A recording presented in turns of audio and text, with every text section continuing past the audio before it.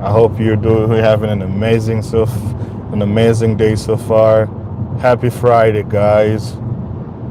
So where you guys at?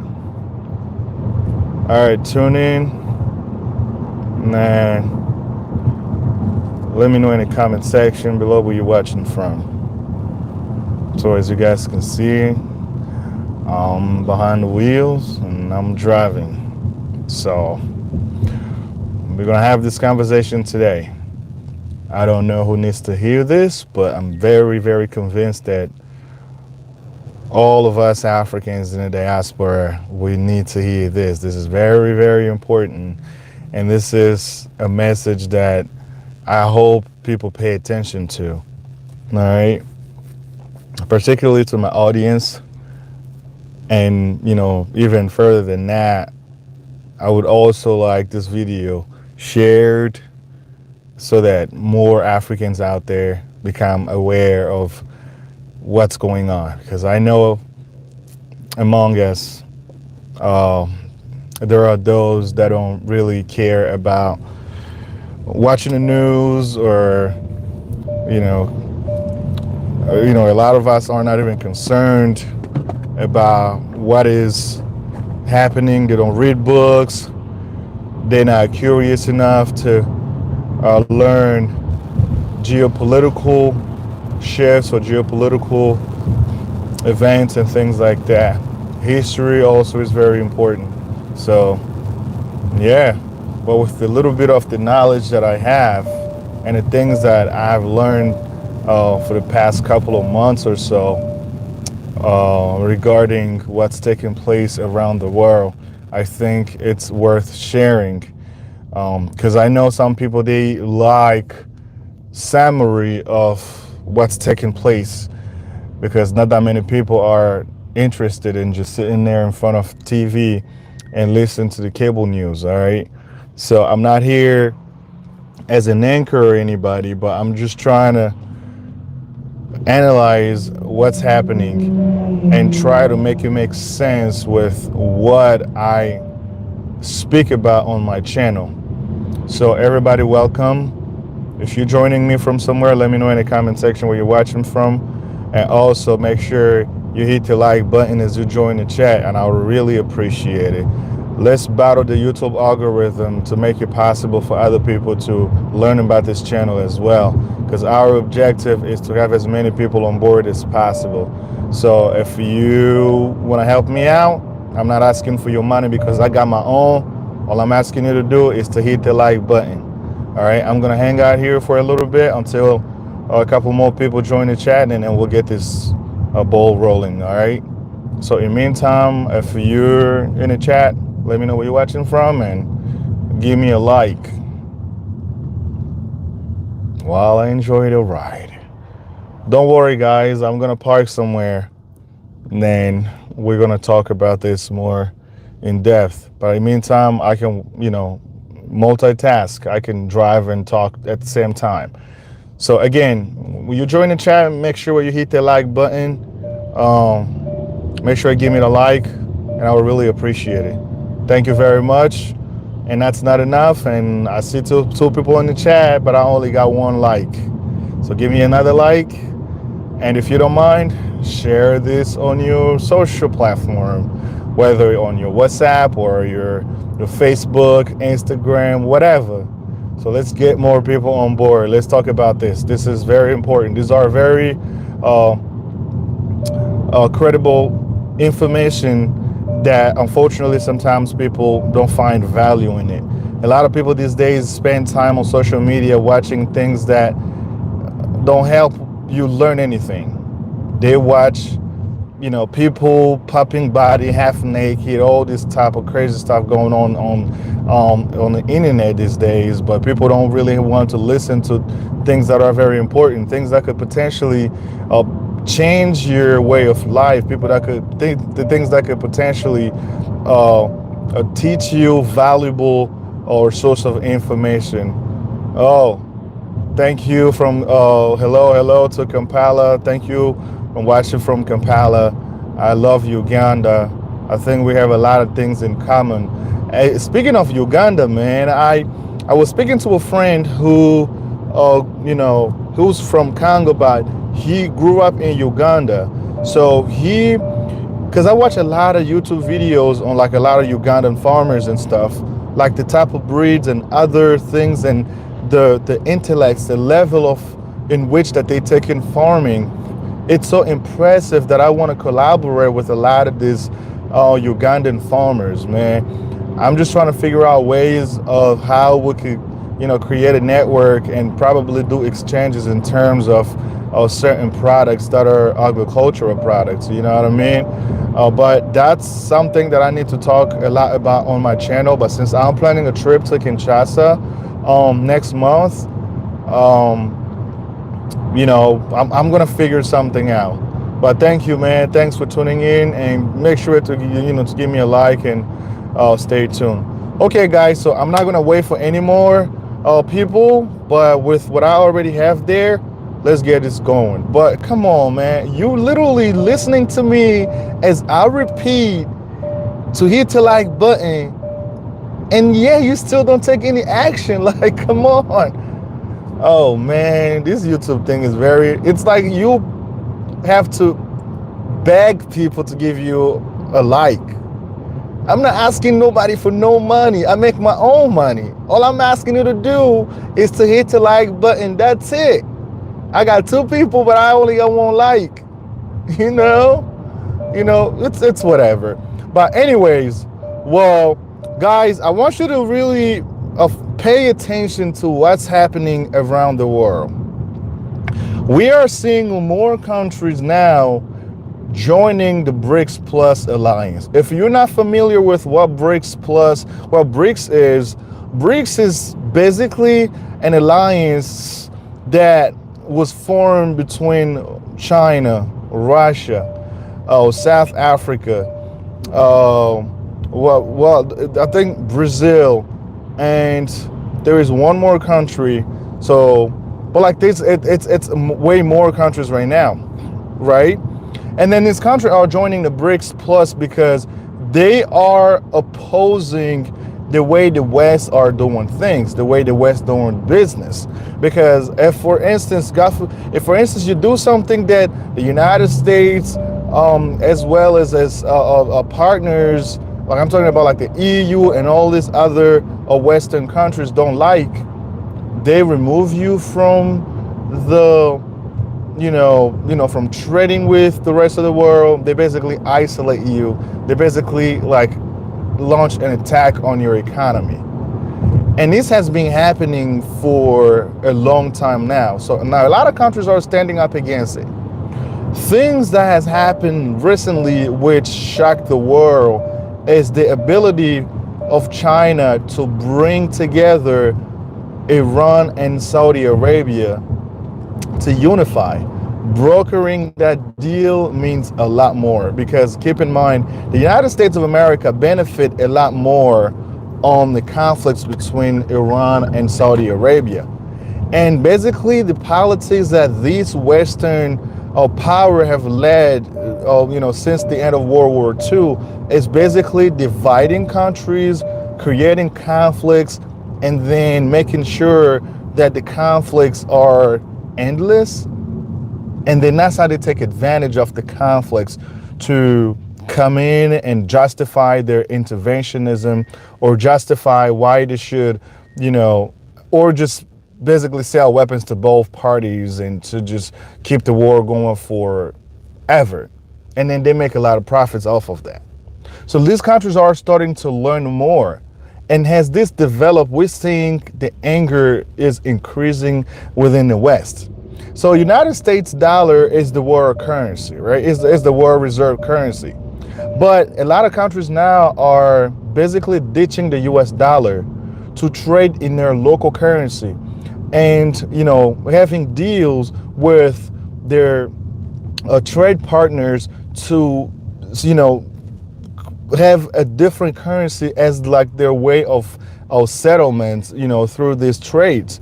And America are becoming like the dollar keeps losing the value more and more. So this is something that's not going to be, the US currency is not going to be replaced anytime soon.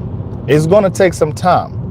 But what we have seen is that the percentage has, decreased dramatically, and is going to continue to decrease, because as long as they do not change their attitude towards other country, or they do not quit their hostility towards the country that they don't like, this sentiment will increase.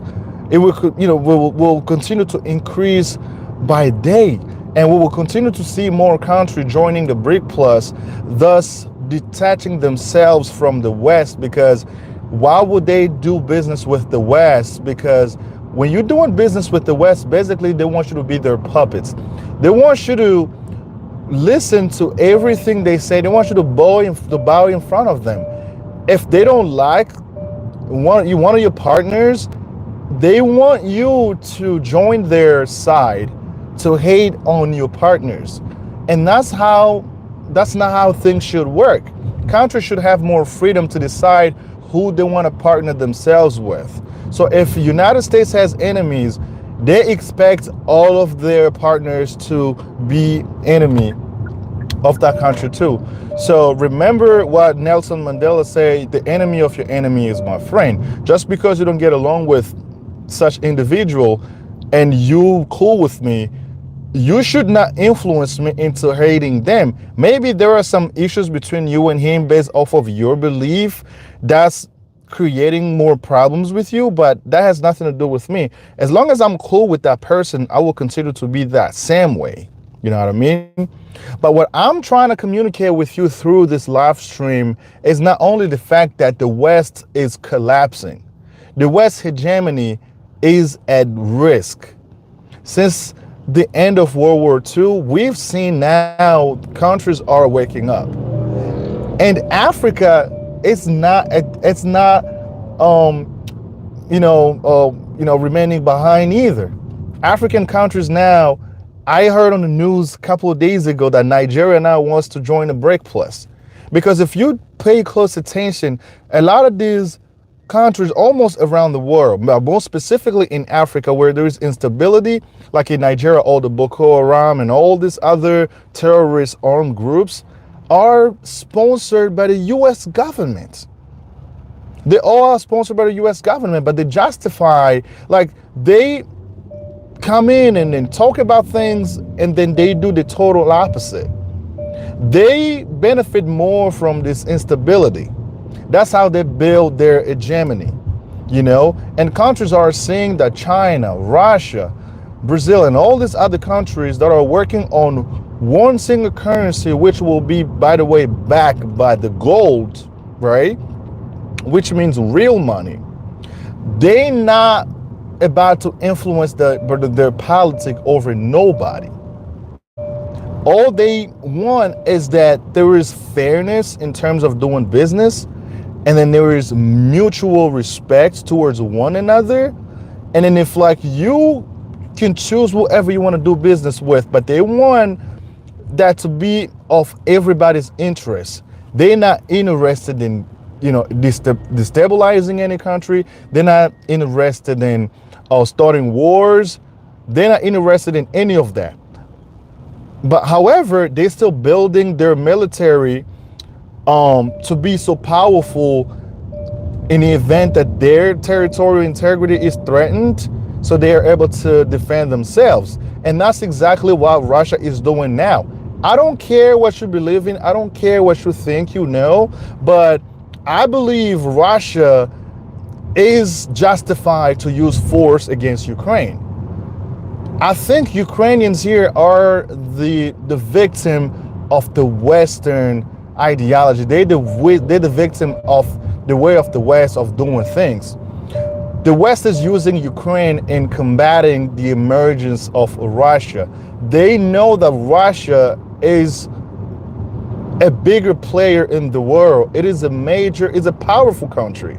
So America does not want that. America's always wanting the European markets to be controlled by them. But now that Russia has built these pipelines to provide energy towards Europe, America don't like that. So they wanted to use Ukraine as a mean to get so close to the Russian border, because having Russia that is free and militarily powerful, it threatens the West. Because what they do, the very same thing Vladimir Putin is doing now. It is the very same reason that Muammar Gaddafi was toppled, was killed. It's the same reason Saddam Hussein was killed. But the reason why they can't kill or they can't topple the Russian government, because they are a lot stronger than you can possibly think. So how can Africans benefit from this? This is one way of saying that, listen, you're living here in the West, but we should all remember that there has never been an empire that lasted forever, that lasted like eternally. That's never going to happen. Once upon a time, Egypt was a major power. Egypt was a world of power. Once upon a time, Italy was in that position, and so forth. So it is going to continue to go around. But the very same reason America empire is threatened, it is the same greeds that were driven by those that were in power before them. And they're repeating the same mistakes all over again, unfortunately. But there are ways you can serve this. As long as you accept and acknowledge that there are other countries who want to be free, who want financial freedom, they just want to live their life as much as you want to, right? Versus, having countries destabilized and then driving their locals to go elsewhere looking for opportunities. Whereas you could just be like, okay, we could help each other build infrastructures, or build businesses, industrialize, or whatever the case may be, so that if someone is moving from one continent to another, or is moving from one country to another, it's not necessarily because there are a lack of opportunities where they live, but it could just be for their own personal preference. But now it's more seen as, if you're moving from Africa to the West, they know, okay, you're running away from poverty, or you're running away from lack of employment. That's why you're coming to the West to look for jobs. And that's why, like, getting visa, even tourism visa to go to these Western countries is a lot difficult for Africans, because that's the way they look at us. If you have an African passport, flying to Europe or flying to any of the Western countries, they treat you harshly. They ask you all these kind of questions. It is sad that, like, someone like me, when I'm flying back to my country, right, having a US passport, they don't cause a lot of problems with me. You know what I mean? Like, it doesn't cause me a lot of problems because the passport alone is so powerful. But, like, they work so hard to get it to where it is today. But the purpose behind those things and those, like, discriminations is just to make you feel that a part of the world is superior to another part of the world, which is not great, because we know all of these resources that are industrializing the world, that are all these technological advancements that humanity have been able to make, is because these resources are coming from the continent of Africa. Today we have, like, the electric vehicle revolution. Guess what they get these lithium batteries to that runs these vehicles. Guess where they get this natural, this resources that they're able to build their airplane engines, or build laptops and many other things.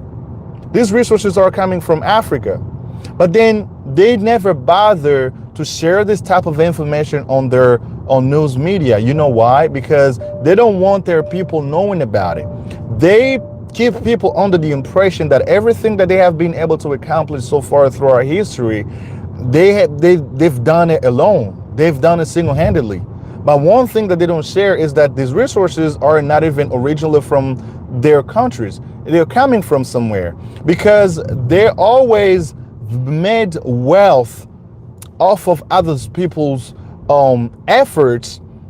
Therefore, when they come into the country and they create civil unrest and they, send weapons to like, rebel groups that like they corrupt government officials, that destabilization, thus it makes it like way impossible to put regulations in place so that they can, your government can collect taxes. And then as a result, they will end up paying more for the resources that they are attracting to go exploit overseas, right? And then that's how they get it at a much cheaper rate. And then they, bring it over, they turn it to the final, to the final products, and then they ship it back and sell it 3 or maybe 4 times higher than what it's worth back to you. But then the resources came from you. And this is one of the things that doesn't make any sense to me. And when I see our African leaders continuing to let impunity prevail throughout, like during the regime, during the administration, and they only care about their stomach, and they could give a damn about, what's happening around the world. Like the hate towards black people. Look at what just happened in Tunisia. Was it? It was Tunisia, right? Look what happened in Tunisia. So we know, like, black Africans, we aren't loved out there. Even our own brothers, like African brothers from North African countries, are hating on us. You know why? Because those behaviors are learned. They learned those behaviors, and that's why we are divided. They have the word belief that in order for you to show like your superiority, your skin color has to look in a certain way. But we all human beings, but like things that's making it possible for them to make these advancements are coming from the very same countries that, which they hate their people. And these things don't make any sense to me. But then when I see Africans moving to the West, getting way more comfortable even than themselves native of those countries, it just makes my head spin. Listen, I'm not saying pack your bags now and go back to Africa or nothing like that. But what I'm saying is you should start considering to have plan B just in case all hell breaks loose today. I'll tell you one thing, I would much rather be back in Africa, in my home country, next to my family, if things are getting out of control over here in the West. God forbid, a civil war breaks out in America. Do you really think I want to stay here in America when this craziness is taking place? Because believe me, the condition in which some of our African countries we live in, these conditions, if it's brought in the West, I promise you, it will be crazy. Look at what's happening in France right now. The protests every single day over President Macron's retirement or reform. I don't know if I could call it reform, retirement plans for the elderly people, right? People are going crazy about that. Now, think of it this way. They're protesting for something that they've always had for decades, for even centuries, I should say, right? But like, there are other countries in Africa, we don't even have those programs. I mean, it's there, but like, to get it, you really have to work hard for it. Like, it's almost like a dead end. Don't forget about it. All right. So now, that just alone, it is enough to tell you that, man, at least we, know where we come from. We know, the things that we can deal with and what we can't. But like all this luxury that they have, now think if they have to go through what some of our African countries go through. Can you imagine what would happen then? So like me being here, I'm much more comfortable moving back home if And we end up in a situation where like people start protesting for because things are not going well or inflation is getting out of control, right? That's exactly why you guys that watching my YouTube channel, you know what I'm all about, what I talk about, what I always encourage you people here on this platform to do. I'm always telling you, listen, it is time to take your money where it belongs. Make as much money as you possibly can make here. Work as much overtime you possibly can work so that you can have something going on for yourself back in your country. Less taxes. We don't even have property taxes, right? If you own a home, all this nonsense and all this taxes that they got us paying here, it is funding the wars that are destabilizing our countries. It is funding like so many things that's making it possible for them to continue to run the world. You understand what I'm saying? But now as Africans, we don't have to go through all of that. We have a choice to make. One advantage that I think we have over a lot of these countries, because number one, you have to remember one thing. These Cold Wars or, I don't know, currency or trade wars or whatever you can label it, it's only because they're trying to control the world resources. And the most of it is coming from Africa. No one will ever they will want to destabilize Africa, but they will never, ever want to destroy Africa because they know the human evolution comes from there. If we are where we are in 21st century with all the technologies that we have, it's because Africa is there. Without Africa, none of this would have been possible. They need us. They can fight between themselves. They can fight between them, but they will always trying to keep Africa there so that they can determine who's going to be leading the world or whatever. But like now, what we're seeing so far, China, Russia, or all this, the BRIC alliance, they want multipolar world. They want the world not to be only run by one single country making all the decisions. They want a country that is run by multiple powerful nations that sit around the same table and discuss global matters and make appropriate decisions that everybody agree with based off of one way countries are behaving or another. You know what I mean?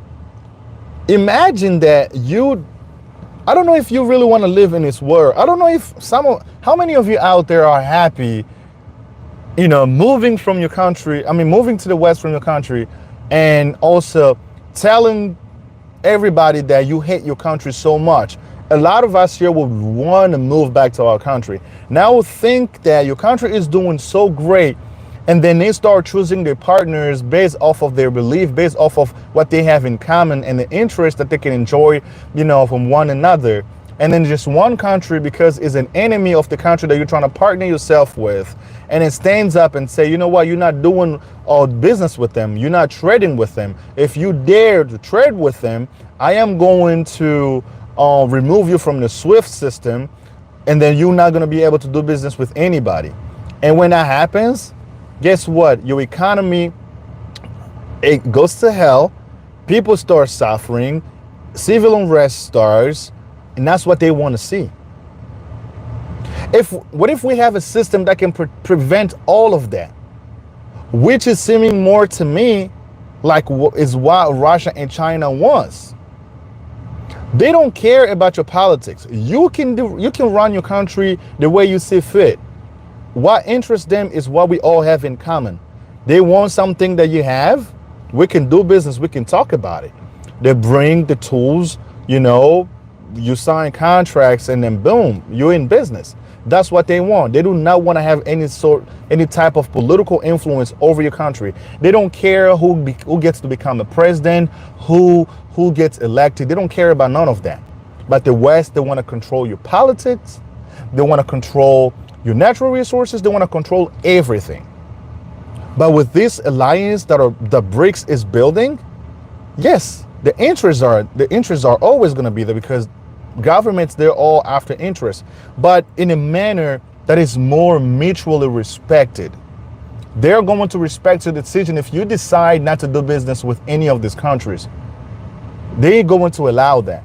But they want to have a world reserve currency that will not be weaponized to an extent that if a country turns around and decides to do business with another country, for their own personal interest, that they're not going to be removed from the system. They're still going to be able to do business. And that's the kind of world that I want. And if those things happen, you will see this, uncontrollable migration happening around the world will end. Look at like Tunisia now, is they're calling out for like the hatred that's happening towards Black Africans in their country. This is unacceptable. You know why? Because they trying to the justification was because of this, a massive migration and using the pretext that Black Africans are eventually going to replace the Tunisians. What are you talking about? People are only going there, either for education reasons or some other reasons there. Remember back in 70s when Zaire, my very country, the Democratic Republic of Congo, under Mobutu was so powerful, we had North Africans in our universities. They weren't discriminated against, at least from what I know so far. I haven't read a book or haven't heard any allegations in the past where Black Africans from Zaire were discriminating North Africans that were going to our universities. Because nobody talked about those things. But we had one of the best hospitals in Central Africa, even in the entire continent. We had one of the best infrastructures back then, right like after South Africa, because it was like the most industrialized country in Africa back then. But you had Zaire. Black Africans, we are always welcoming to other people. We are always open to doing business with everybody. We always welcome people with open hands. Look at what's taking place now in Africa with the year of return that Ghana organized.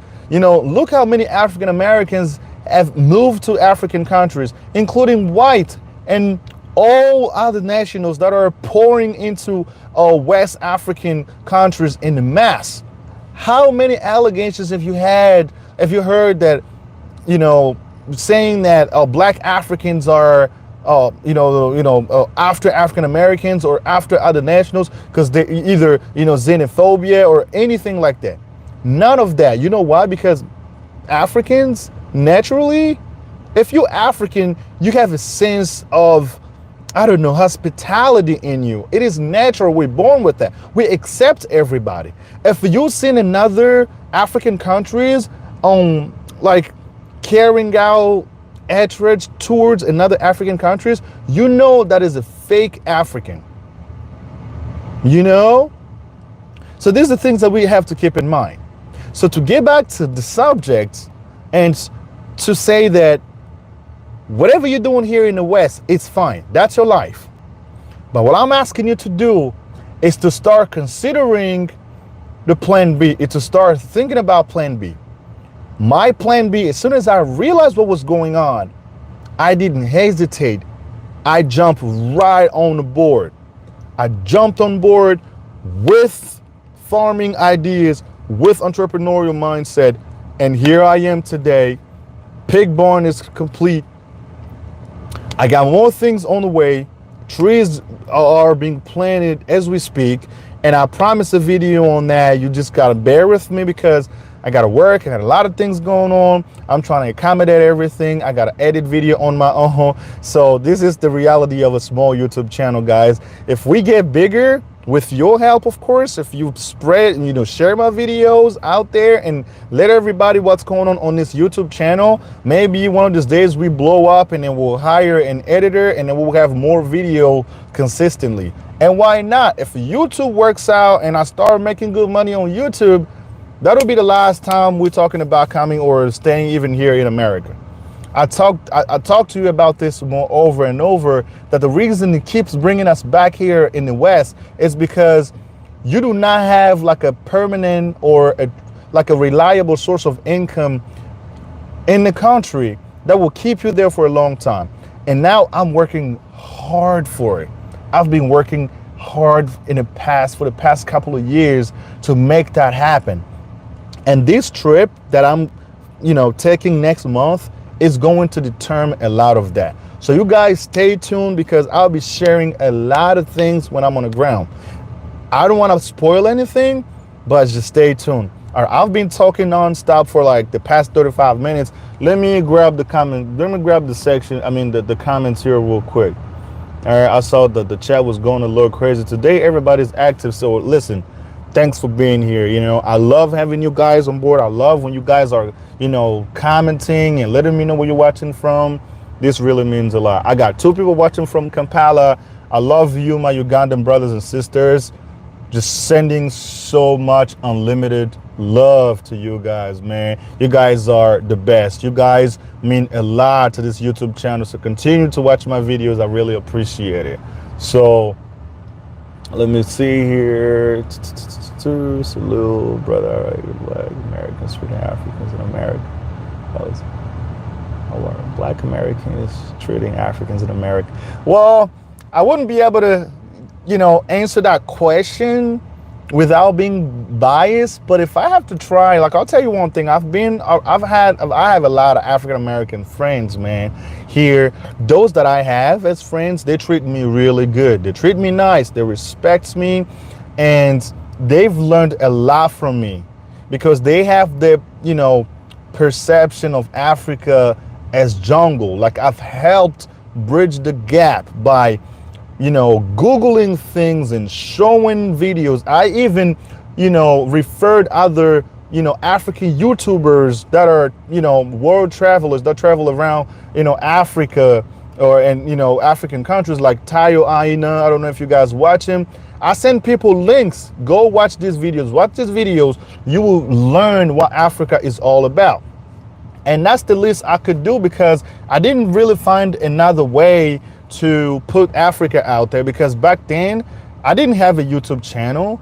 I couldn't come up with a better way to tell them that Africa isn't what you think it is. Africa is actually has like a lot of positivities, a lot of like beautiful places that you can go to and be safe, because a lot of them, they have in mind that Africa isn't safe. They will kill. There are bugs. There are I don't know, mosquitoes everywhere. They will bite you, and then you will get malaria, get sick, and all that crap. So I had to straighten a lot of things out for them. I understand. I wouldn't call that ignorance on their behalf. They just didn't know. Guess how many people out there, we live in the 21st century where you have internet on your phone 24/7, but many people, they do not even have the courage to Google certain things. They will ask you stupid questions rather than just Googling things on their own. Unfortunately, people don't want to learn these days. People don't even read books anymore. You know what I mean? So, but like, to answer your question, they treat me with respect. You know what I mean? Based off of, the vision I have, the things that I talk about, they look at me as a solid dude, and they go, oh man, this guy know what he's talking about. So like, my experience with African Americans here in America has been positive so far. I have one who's been a good friend of mine since I moved to the US. Rob Brown. He when his wife had a baby, like I went to his baby shower. Like, he comes to our party, he eats our African foods. Like, he's been around us since I moved to America. And I really can't complain about him whatsoever. As well as, some of my, coworkers and some of my colleagues that I've had from my past jobs, and the experience has been positive, at least for me so far. So, but I also have friends who told me different stories that lived in like Philadelphia area. But like, that's a story for another day. But I can't really speak on someone else's behalf, you know what I mean? Because they've experienced something that different from what I experienced. But like, my experience so far has been positive. So I hope I answered your question, brother. So let's go back up here. Squirrella Congolese and Angolans are known as being burnt by their own people for lands and properties. It's rare finding a good person to help and support you while you're abroad. Oh, I totally agree with you on that one. If you've been watching my channel, I don't know how long you've been subscribed to this channel, but I've talked a lot about that. I got videos specifically touching on those particular topic. I'll tell you one thing. It doesn't matter if it's your brother, your sister, your cousin, your nephew, your niece. You really, really need to make sure that the people that you're trying to surround yourself with are reliable, are good ones, and they share the same ambitions as you. They care just as much about your efforts as you do. I know that could be very difficult because of the reality of Congo and or Angola. I've never been to Angola before, but I have a lot of families there. But I can only speak on behalf of Congo alone because I know Congolese, and I grew up with a lot of my friends, and I know how we think. When it comes down to doing business in Congo, I always trying to tell people to make the move, make the sacrifice to go down there if you have the chance. See things for yourself rather than sitting over here and getting information over the phone. There is nothing wrong with that, but there are exceptions to every rule. If you guys remember, when I shared with you after the barn was complete, I specifically said that I'm actually shocked and surprised that I sent the money and then my team was able to build and complete the pig barn without me being there, because I couldn't fly at the time I wanted to because I had things going on here with my job, so I couldn't go. Long story short, I sent the money progressively and they were able to complete the projects, which was incredible. There are a few things that I was also share with you when I'm on the ground, because I got like 3 more weeks before my trip. Then I'll talk to you about the things that I want done. It's complete and done, but like there's some things inside, the piggery that I will have to have somebody come out and build an area where the pig, will be eating. Because as of now, like they have things that they just throwing food on the floor, which I don't like, and sometimes on the plastic or whatever. But that's not a big deal. But like my point is, they were able to do that because when I was in Congo, I made sure I talked to the right people. I made sure, like, my brother is in my team too, and he's been doing an incredible job. Oh my God. I don't know how lucky I am having my brother by me. My brother has been actually working on my dad's farm. My dad owned like something like 138 acres worth of farm. I was supposed to go visit my father's farm back in 2021 when I flew down there, but like I had a lot going on my own farm and some other things that I had going on. I ended up not going anymore, even after I made the promise, which I apologize in one of my videos. But I am going to be going to visit my father's farm when I'm in Kinshasa, and I'll take my brother with me so you guys can see what's going on. So my brother's done a lot of things around my father's farm, right? And he helped out a lot, and he kind of knows quite a bit with what's going on. And every time he's around my farm, like I feel joy because he's a hard worker, and he's been there watching everything and making sure things are run smoothly, because you know what? He cares about his baby brother's efforts.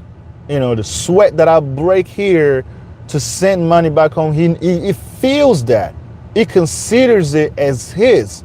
And every time we have something going on, if something is going to take place on the farm, or when they were building or something, it was happening in the farm, my brother was one of the first people to arrive there. It was always on time. Like he would get off his bed at like 5 in the morning, gets ready, but like before 6 a.m. he's already there. And he's giving me a phone call. It would text me through WhatsApp. It's like, hey, I'm already here, but like these people are running late. I'm like, damn, man.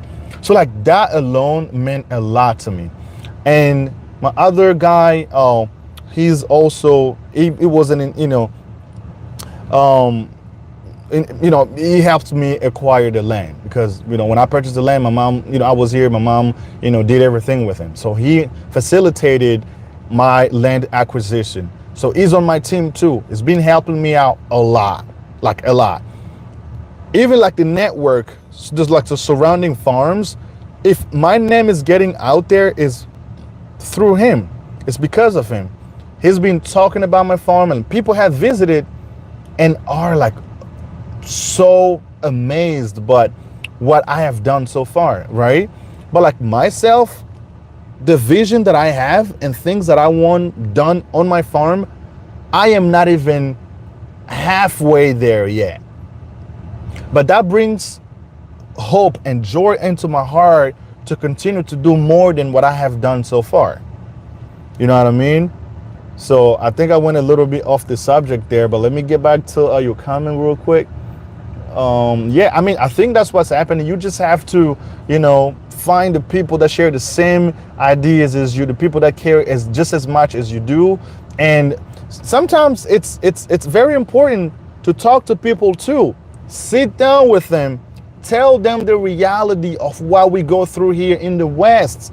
There is nothing wrong with opening up, talking to your family members, right? There is nothing wrong with opening up and telling them the reality of, what we have to go through sometimes, and make sure that they understand that, and that you bring them on the same page as you. Those things help as well, but if you don't say anything, that's why a lot of people, they have in mind, like, they already have this judgment that if you're coming from the West, you have a lot of money. It doesn't matter for you. You're looking at that, okay, I have a budget that I've set because I'm going to be here for a month or two. But like for them, they don't care. They don't care that you're spending money there and you're not bringing any money in, because you have a budget that you've already set. They're just going to expect you to cover for everything if, loss are made. No, that's not how it works. You have to be able to communicate with them, explain to them, let them know that, listen, I wake up and sometimes I have to work double shift so I can come up with a certain amount of money to send here, to do this. Sometimes just having those conversations help, and that's one thing that I had to do. I talked to them, I explained to them the reality, and they get it, and that's why when we're doing this, they really, respect me a lot, and they encourage me, and that's what keeps me going, Let me see here. Mbote ndeko. Yeah, Mbote. Oh, thanks for being here. Merci beaucoup. Oh, let me see here. Brother, you are lucky. You have good people looking after your farm. Yeah, man, I'm very lucky, and I'm very, very appreciative of that. I'm telling you, that language is killing a lot of people. Smash the like button. Yeah, man, thank you all. Watching from the UK. You know what I mean? To all Congolese diaspora, like to all Congolese community in the UK. So you guys are the best, so keep it up. So keep coming back to watch more video, Oh, I mean, from Sweden. I love you. Listen, man, all of you out there from Sweden, you guys mean a lot. Just continue to watch the videos. I'm looking at the logo. I mean, if you have a YouTube channel, send me the link in the comment section below, and I'll follow you. I gotta find somebody to design something for me so I can put on my profile. I don't know who to contact, but when I go back home, I'll probably, talk to people, see if I can come up with a logo for my farm too. That would be fantastic, especially after, yay, brother, it's ignorant. It's been on deck for 15 years. Oh yeah, ignorance is real out here, I can tell you that much. Listen, man, that's another good point right there too. Knowing the value of money. You know why I know the value so well? Because of the past couple of trips that I took in Congo. I learned a lot of things. Like I learned a lot. If I'm sending money right now, or $100, I know how much money they will be getting in, Congolese friend, in Congolese currency. Yeah, I know, because nobody ain't gonna lie to me. If they tell me this worth a lot, this worth this much, and I convert it to US dollar, I know exactly how much money I'll be sending to them. And like a lot of these people, when they're putting some work for you, they don't charge you that much money. Sometimes you just gotta, bring someone out there to cook something and, give them a couple of bucks and just you get things going. So I guess, the purpose that I, decided to go live today is that I want you who already have ideas to, start a business or go back home to do something, but like you still not sure because of, everything that's happening. Actually, there is this one guy, is from Europe. I think it's from Czech Republic that I met through my YouTube channel. When I'm in Kinshasa, I'll be meeting with him. I will probably interview him. I can't spoil anything, from our conversations because it has become a good friend of mine now. We talk a lot. We share a lot of things. And he shared the same ideas as I do. Let me see here. Let's share this channel, friends, family, each other. Hey, preach, brother. Let's, share it, man, because I'm trying to reach a broader audience out there. Because I believe there's many Congolese who are looking, because I had someone that emailed me and it's like he's been looking for Congolese YouTube channel like mine. He hasn't been able to find one. As soon as he finds my YouTube channel, he subscribes right away. And I don't think there are that many Congolese farmers that have YouTube channels where they talk about things that I talk about. Not that I know it all. I don't know. I'm learning. But the courage that I have and the conviction that I also have, which I believe if we all come together and just go to the Congo, we will do a lot of amazing things. Please share this YouTube channel to many people out there and I will really appreciate it. So that is why I had to make the decision very quickly, because I didn't want to continue to use money for things that didn't matter. How many times have we gotten paid and paid the bills and had like a couple $100 left in our wallet? Since we didn't have anything going on, you just go buy 3 cases of beer. Listen, I drink beer too, you know what I mean? And ain't nothing wrong with that, but it's not as it used to be. Or going out to clubs and spending money, for nothing, just wasting money for no reason. And the moment that I learned, I started investing that money. Now I can see what's happening right now. Now the pigs, I don't have to worry about them anymore because they're at the much safer and better place, which I built for them. And I'm going to build a pig barn. I'm going to build the chicken house. And then I'm going to build the goat house. And I was just having a conversation this morning on my way to work with one of my good friends that I grew up with, who's also involved into farming, about like different kind of pig breeds and or goat breeds that are coming from South Africa, Uganda, and other countries, which I didn't think we have in Congo, but now I'm curious.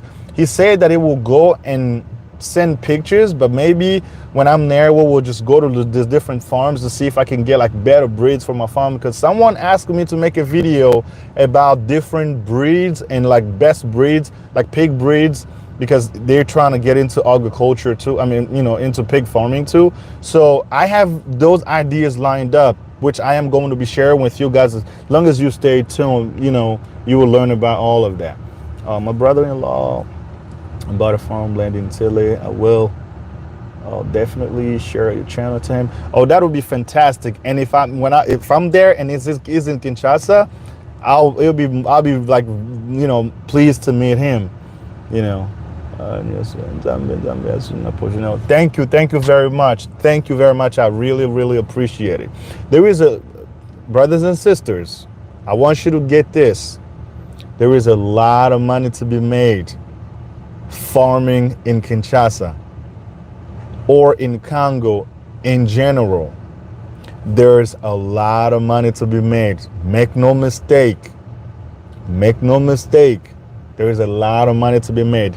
I'll tell you one quick story. This is from my deceased father. May his soul rest in peace. All right. This was back in 2009, either 2008 or 2009. Remind you, my dad owns 138 acres in Plateau Bateke, right? Within my dad's farm, it's got a lot of things: trees, fruits, all kind, many types of fruits he's planting in there. A lot of different things, right?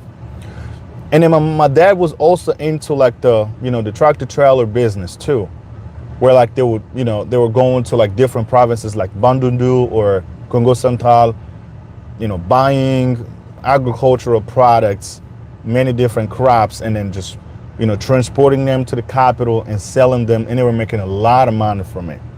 But after Kabila toppled Mobutu, and then the regime change, and then the currency change, a lot of people lost a lot of money in their bank account. So my dad fell a victim of that. But like he had heavily invested in real estate. If it hadn't been for his investments in real estate with everything that happened, it would have been completely on the ground. He even had friends who committed suicide after Mobutu was toppled because they couldn't get their money back. Like it was an entire system. We went from Zaire currency to like new Congo currency. Like everything like went out of control. But long story short, my dad, after losing all of that, and he had like this one truck that he had, which was needed repaired, and he barely had enough money to get it to repair it. He had to sell it. It did sell it, but then we were left with a bar and a hotel, and like things weren't just working now well, man. With that transition, like impact a lot of businesses. But like somehow my dad managed to keep the bar going, and then the hotel was still going well. He ended up selling the hotel, sold the properties, and he just built like a lot of commercial properties where he started renting out. But then he needed a truck to get back in business. Guess what he did to come up with the money to buy his truck, which helped for the next 3 years at that point in time. The pigs, chickens, I don't think he had chickens there. Yeah, the pigs, the chicken, and the goats that he had in his farm. I wouldn't be able to tell you the exact numbers that he took, but he rented a car, it rented the truck that went there, picked up a certain numbers, and then they brought it. I don't know if you guys are familiar with Kinshasa like that, but like there is this area towards Victoire. It's called Mariano. So in that area, like a lot of people that come from like Congo Central, they have many type of merchandise, right? So he took it there. Oh, thank God somebody knows it. If you know exactly what I'm talking about. They had pigs, goat, chickens. They had them all there. As soon as they got there, people they all sold on the exact same day.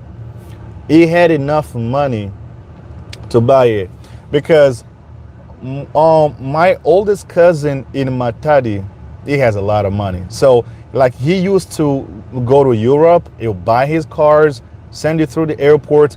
He had connection through the airports. He had connection through the ports. Like he used to like get things off of the ports without paying like what everybody else is paid, basically. So, and my dad, sent money to him. It was able to buy a car, shipped it through the country, and then once they got it off the ports, that's how my dad got the car. So it helped, revitalize some of his business that he wanted to revitalize. And I'll tell you one thing. I come from a family where my dad was also He invested heavily into transportation. Transportation is another great business opportunities that could bring a lot of money into your pocket if you do it properly, if done well. Because I know a lot of people out there that screwed up because they think you're making all this money and they don't have a saving. So when a car breaks down, this tractor trailer, when one equipment breaks down in a car, it costs them a whole lot of money to replace it, to fix it. If you don't have any money saved up, you're just going to lose big time. You know what I mean? I don't want to share put my brother's business out there, but like one of my brothers is a victim of that, unfortunately. I'm not going to get into details, but like he was making a lot of money off of this, but then he wasn't saving any money. Like literally straight up, that's what he was doing. What ended up happening was sometimes like these, business people that will rent a car, it goes there, it grabs merchandise and brings it back to the capital. What they were doing, he would tell them, hey, the car broke down, this is how much money I need to repair the car. Let's just say they was going to pay him $2,500 for the trip, right? So now it costs $800 to get the car fixed. Now when they come back, you do $2,500 minus $800, $1,500. Stupid it wasn't still saving money, and the car continued to have more problems. Before you know it, he had times where the car would travel once at the end when they calculate everything that these people were doing business with him had to spend before the car even went to pick up the merchandise. Sometimes you'll probably end up with $300 or $400 only. And when you fill up the gas, it has nothing left. Eventually, it couldn't afford to keep up with the car anymore. He had to sell it. So sad. There you have it. I put my brother's business out there. I hope he doesn't watch this video, because if he finds out, he might kill me. But he doesn't even speak English, so I'm good. Unless he gets somebody to translate for him. And he wouldn't be able to know because I didn't, say his name or anything. So I'm just going to be like, hey, man, you're not the only brother. It's three of us. So I wasn't talking about you. Well, I was just trying to be sarcastic right there. But like, there's just so many business opportunities. Like I know transportation, like transportation business in Kinshasa is a big risk. I mean, the roads are terrible. Yes, it is a risk. That's why I said, if you know what you're doing. Nowadays, people that get involved into this type of business. That's why you need to have a time frame. The moment, like a lot of people that get into this business, if you buy a car that has like high mileage and it has already it broke down multiple times, you're just going to lose big time because it's going to cost you a lot of money to fix the car. You have to buy a car that's in a much better condition. So when he travels through these roads, you set up maybe 6 months or up to a year, okay, I am going to save just as much so that I'm able to purchase one of these throughout. And you're able to do that if you're really willing to do it. It's possible because of the money you will be generating from that. I'll tell you one thing. Back in 2014, when I flew to Congo one time, and one of my brother's tractor trailer was there, and he was out of the country, he kind of begged me to he had my name in a contract that he had signed. So if I wasn't there to sign the paper every time they travel, they wasn't going to release the money. So basically, the money was going through me, and I was sending the money to him. I've had weeks where I'm sitting on $6,000 because Kinshasa Matadi to the port back with the container cost $2,700. $2,700. That's how much money it costs. It was 1 week they were able to go down there 4 times. So if you take care of the customs or the turnpikes and all the fees that you have to pay through the roads and things that they need to eat, filling up the tank, all of that, you remove it. I ended up with $6,000, and it didn't happen one time. It happened multiple times. So I know what I'm talking about here. It just takes someone who cares, who knows how much they have suffered to get to where they are. They will never want to do that. The problem also with this transportation industry, I'm talking about these big tractor trailers, this car with high, with high power to bring like a certain amount of, tons to the capital.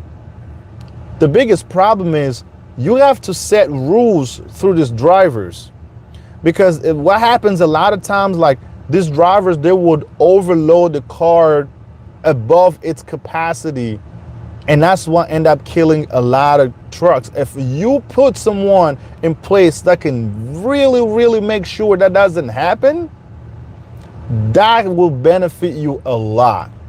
Because one thing in today's world, like nowadays, a lot of these tractor trailer drivers, when they go through these villages or they go through these provinces to pick up merchandise, they don't go like all the way deep in these villages anymore. They don't do that anymore. You know what they do? They pick up things that are already brought along the road, along the highway. And usually people that are involved in these businesses, when they go there, because I have a lot of people that do that, and they make a lot of money that I know, I can testify on their behalf. They find somebody, they spend the night there, like they go to these different places where they have this product that they're looking for. They buy them, you bring them where you are staying. And if you have just enough or about the amount that you wanted, you give the driver a call that you're ready to go. The driver will come out there, you hire 3-4 guys, then they load it up to you onto the truck. It's a done deal. You're back on the capital, sell your products, and you're back in there. People doing it, making a lot of money. Trust me. Another story. I got a friend who's been doing it because I encourage him to do that. He started with 300 US bucks. Now he's sitting on $1,500 US. And he started doing this like less than 6 months ago. Less than 6 months ago, he started doing this. He loves it. Like, he loves it so much that if he's in Kinshasa, he can't wait to go back there. He can't wait to go back there because that's how much money he's making now. Last week alone, he made $700 in profits. $700 US in profits. I can tell you the exact amount of products that he bought. He purchased 20, I think it's 70-pound bags of, cassava bread, fufu that we consume. 20 of them, right? And then he had some miscellaneous items that he purchased here and there. So when he sold them off and he paid the drivers, he made $700 US. So he was there for like 3 days. But I know a lot of people here that works at different warehouses. They have to work a lot of overtime with this minimum wage that most people make here in America to pull off $700 US. But like in Congo, you don't need that much money in 1 week to survive. That's probably 3 times or even 4 times more than a lot of people's salary that wake up every morning going downtown to work. It was one of them because he has his bachelor's degree in law. I went to school with him. He used to work for one of the ministry firm downtown. It was barely, they were barely paying him enough. He's like, man, screw this. I'm gonna launch myself into doing business. He's doing it now. Is a lot happier than he has ever been. He's like, I don't care about my degree. I went to college so I can have a stable job to take care of my family. But the salary that I was getting wasn't barely enough. I wasn't really doing anything with it. I'm much more comfortable with what I'm doing now. I'm my own boss. I'm working for myself. I can set up my own schedule. On the top of that, I'm making way more money. Guys, there are no excuses. There are tons of opportunities in Kinshasa, in Congo. And I'll tell you one thing. Remember when the the roads, the highway, like the road, we don't even have highways. I don't think if we have one. So the roads that leads to Congo Central, when you know it was crumbled. You saw how fast they had to get it repaired. You can't afford to have that road crumbled. It has to be available 24/7 all year round because of the merchandise that comes from there. Kabila, the former president, is heavily invested in agriculture. I've talked about this in one of my videos. If a president of the Congo, who's a billionaire, I believe he is a billionaire, who invests himself into agriculture among other things that he's invested in. What about me and you? Kabila is in charcoal business. He's into fufu, he's into, corn. He's into all this consumable, agricultural products that Africans, like we eat in Congo every day, is into that. Why can't I get into it? Why should I be ashamed of that? Well, you have someone like him who's heavily invested in that. I've been to Mwanda once, my last trip to Congo. You guys go back and watch my video. I have videos in Congo Central, in Boma and Mwanda. When I visited Mwanda, we were driving through and it was showing me these hectares that is owned by Kabila's family. Oh my God, this guy is genius. It will never go broke. He has hundreds and maybe thousands of acres. Nothing but cows, crops, mango trees, avocado trees, all kinds of fruits that we consume in Congo. It's got all of them there. Where do you think they end up? They end up in Kinshasa, where we consume them. They end up in many major cities in the country. Now think about it. If we would have had road infrastructures as what America has, not even what America has, something more than what we have. What we already have, as worse as it already is, people are able to make a lot of money off of it. Now think if today we have a government that care about our road infrastructures and they are willing to build more roads to connect other cities, like the brilliant idea that the president came up with, I don't know, 140 whatever territories, connecting all of them. If that ever has become possible, people that are into like transportation or business or that are into agriculture, these people, that includes me, are going to make a lot of money. I mean, lots of money, because people are already into this kind of business, are already making a lot of money. So like I mentioned Kabila, you think someone like Kabila would ever afford not having Congo Central connected to Kinshasa? It has a lot to lose. These people, they will stand up to make sure these roads are operational. And one thing I need to share with you as well, when I went to Boma, yes, coming from Kinshasa through Boma, there is only one highways, but like when you already close to Boma, they have like two that I've seen that were under construction. One of them had already was already finished, but they were just waiting to inaugurate it, but it wasn't inaugurated yet. But like they had roadblocks, so you can't go through it. So it will say, like it will take you to like different on the outside of the skirts of Boma, like in different villages that are nearby Boma area, which is a brilliant idea. That is amazing. I have family members from Congo Central deep in these villages, past where like they buried our first president Kasavubu. There were so many products in those areas, but because the roads are not accessible to these villages, the cars like and tractor trailers cannot get there. These products are rotten in these fields out there because you can't bring them to the village. Now, who's going to drive all the way over there? The roads is very important. So start thinking about something. Build something. Do something. Don't ever question who's going to buy them. With the growing population of Kinshasa, you want to tell me nobody? Listen, all this poverty.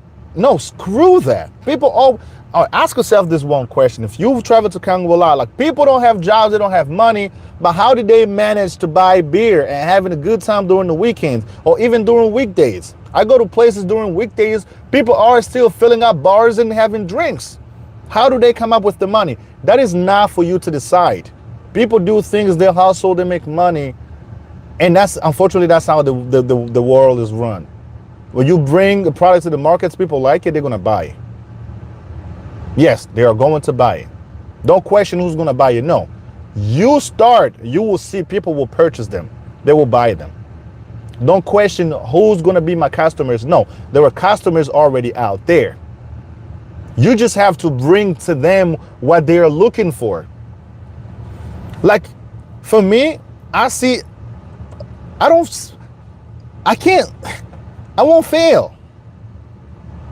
There are not that many farmers in Kinshasa that can beat on the chest and say, oh, I'm able to provide even 5% of the west of Kinshasa's population.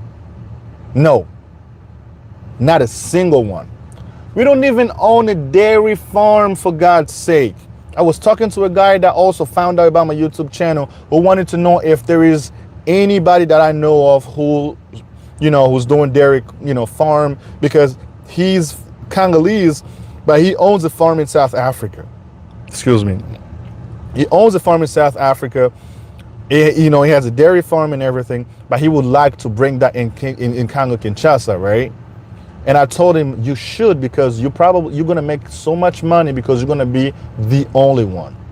Now think about how much milk that we import from like neighboring countries or even from Europe. Think about a Congolese who can do that, to at least not reduce that number by like 100%, but like who can at least, contributes to reduce that number to a certain degree. Not only it's going to help bring the price down that people already pay for, but it's going to help like local people. You see, like right here in America, right? In the area where I live, there's so many local farmers, and we have like these farmers markets. I'm actually parked like a couple blocks down where the farmers markets is located here. All right. So it is a choice. Sometimes I go to these local farmers and I buy my milk from there. I don't go to Walmart and buy the mix that they sell us in Walmart. I don't get my milks from there. I go to these local farmers and I buy the fresh one. I go down there, I buy one, I bring them home. I always do that. I was actually planning on doing videos with them, but since I'm, planning my trip to Kinshasa, I'm very, very busy. I don't really have time to go and do that. That's something that I will probably look into in the future, So keep in mind, guys, we have a lot in Congo. We have a lot to win in our country. Let's just not hold ourselves back. The opportunities are there. And every time we're talking business in Congo, let's think about the size of that country. I don't think a lot of Congolese realize how big the Congo is. We're the second largest country in Africa, the 11th largest country in the world. That is big. That is big. So not only in Kinshasa and Bakongo and Bandundu, those are the three provinces that are connected through roads together, where businesses are done. If Kinshasa, we have access to these agricultural products because of those three provinces alone. Even Kinshasa alone is able to massively produce a lot more. And that's why I jumped into it. I jumped into it. I was talking to someone who wanted to buy a piece of land, right, near my area. And I told him how much money it costs. I still believe like 850 per acres, it's still not that much money, but it's going to continue to go up. But guess what? When I bought mine back in 2018, it went for like 400, maybe $450 per acre. The prices are continuing to increase. If you have not made a move, this is the time. Before it gets to $2,000 per hectare, because land's price never decreases, they always increase. So look at me, I've built a barn. I have a lot of farms around me that are going to follow the same steps. And I'm not done yet. I got trees planted, they are going to continue to grow, and I'm going to continue to build more structures in there. It's only going to make that area valuable, and it's only going to drive the prices up. So if you're planning on getting into it, this is the time, because if you come around where I'm located in the next 2 or 3 years, I guarantee you're going to be looking at $1,500 per hectare. So buy when the prices are still down. Get involved. You don't have to build right away if you don't want to. You can just buy. You get your limits set up. You plant a couple of trees in there so people know that someone owns it, and you build a security outpost that just shows that somebody lives there. You're chilling until you figure out what you want to do. Oh, let me grab this comment real quick. Where last week I found out in Kinshasa we don't have fire brigades. Trust me. Like, there are a lot of things, right, that will make your head spin in Kinshasa. But then when you look the flip side of it, it's like, oh, there is no country that is... I mean, if we have to consider certain things that we enjoy so much in the West, you will never want to do anything in that country. But we have to understand, we will never turn out like the West is today overnight. It's going to take a long time, and it's going to take dedication. My first year in college in the history class, I think it was Modern America history class that I took. They were talking about how New York that you see today, it wasn't the same New York, like around the 1800s and 1900. I mean, like around like 17 or 1800. It wasn't that New York that you see today. Cholera was rampant there. Malaria was there. Mosquitoes, all kinds of filthy you can possibly think of surrounded New York City. It was some local, loyal people who love their city so much that came together and started to work on cleaning off the streets, making sure the roads are clean and everything else. And some of this, even trash industry business ideas came from that. I wouldn't be able to remember like the exact people's names that had started it, but that's kind of like how it started. It's sort of like a local and a neighborhood leadership. People came together, they decided to do things to change, what they didn't like. They didn't wait for the government to do anything for them. So when the government see something was getting done that it attracted them, and the government stepped in afterwards. That's one thing that I keep talking about. We don't always have to sit around and wait for the government to do things for us. We have to get started. When the government see things that we are doing, they might step in later on. But the idea what has to come from it. That's how you build a nation. Governments alone, they are never able to build a nation. All these tracks, like the train tracks here that connect America, they had to give up. The federal government basically let billionaires at a time exploit this for, I believe it was 30 years contract, something like that. They've used it. They build the tracks. They didn't pay taxes for it. And after that contract was up, that property went back to the government. And that's why now it's the government property. But the federal government had allowed people that had the financial ability to build these tracks, do it. And that's why you had the Chinese coming through America from China. They even had a bill that prevented Chinese from coming here because people were, you know, like the Chinese were taking over all the jobs and people didn't want them in America anymore. That's a whole long story.